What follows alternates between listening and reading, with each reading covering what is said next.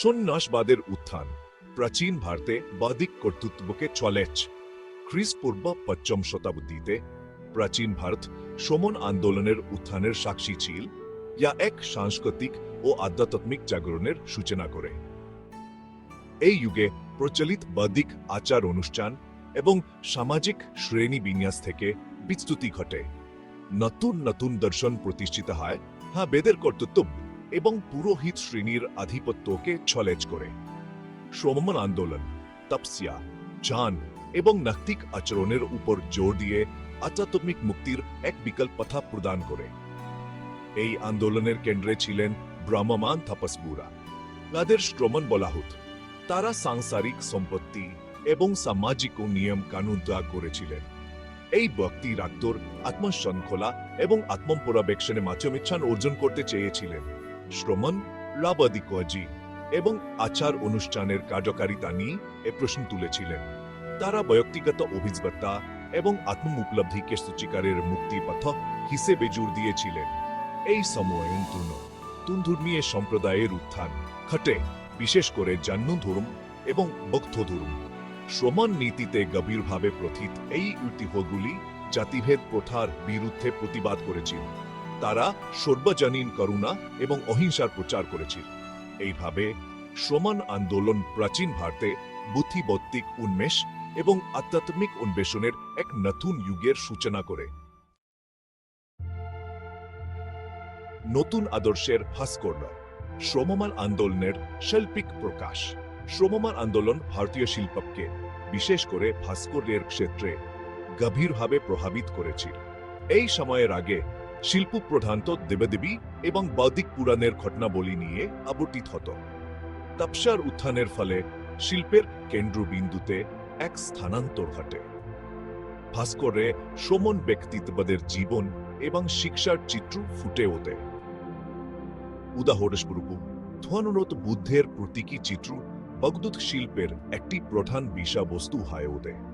ভাস্কর্যে বুদ্ধকে বিভিন্ন ধ্যানমগ্ন মুদ্রায় চিত্রিত করা হয়, প্রশান্তি এবং অন্তরঙ্গ শান্তির বোধ প্রকাশ করত। একইভাবে জৈন শিল্পে তীর্থঙ্করদের, জৈন ধর্মের জ্ঞানপ্রাপ্ত ব্যক্তিত্বদের জনমগ্ন অবস্থায় চিত্রিত করা হতো। এই ভাস্কর্যগুলি সরলতা, কঠোরতা এবং জাগতিক ইচ্ছা থেকে বিচ্ছিন্নতার উপর জোর দিয়েছিল। ব্যবহৃত উপকরণগুলি ও শ্রমণদের সরলতার উপর জোর প্রতিফলিত করে। যদিও আগের ভাস্কর্যগুলিতে প্রায়শই সোনা এমন দামি উপকরণ ব্যবহার করা হতো, শ্রমণ শিল্প সহজলভ উপকরণ যেমন বেলে পাথর পছন্দ করত। সহজ উপকরণ এবং বিষয়বস্তুর প্রতি এই স্থানান শিল্পকে গণতান্ত্রিক করে তোলে, যা এবং শুধুমাত্র সমাজের উচ্চ শ্রেণীর মানুষের জন্য না থেকে এটি সকলের কাছে পৌঁছে আয়। এইভাবে শ্রমণ আন্দোলন একটি শৈল্পিক ঐতিহ্যের পোষণ করে, যা তপস্যা, জ্ঞান এবং আধ্যাত্মিক জাগরণের মূল নীতিগুলি প্রতিফলিত করে। স্থাপত্য নবারুণ বিহার এবং তপস্বীর জীবন। বিহারবাদের উপর শ্রমদের জোর প্রাচীন ভারতে স্থাপত্যের এক অনন্য রূপের বিকাশ ঘটায়। তপস্বীরা জাগতিক জীবনের বিক্ষেপ থেকে মুক্তি খুঁজে জ্ঞান, অধ্যয়ন এবং সাম্প্রদায়িক জীবনের জন্য স্থানের প্রয়োজন বোধ করতেন।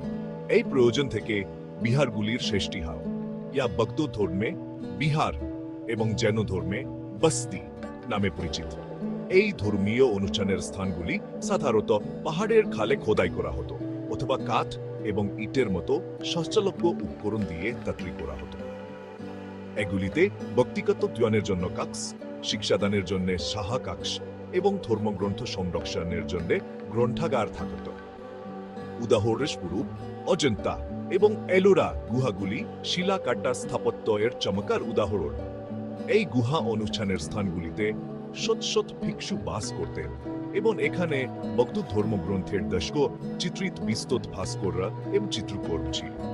এই বিহারগুলির স্থাপত্য শ্রমণদের সরলতা, কার্যকারিতা এবং প্রকৃতির সাথে সামঞ্জস্যের নীতিগুলি প্রতিফলিত করে। এগুলি শিক্ষা এবং আধ্যাত্মিক অনুশীলনের কেন্দ্র হিসেবে কাজ করে, প্রজন্ম থেকে প্রজন্মান্তরে ভিক্ষু এবং ভিক্ষুলীদের পালন করে।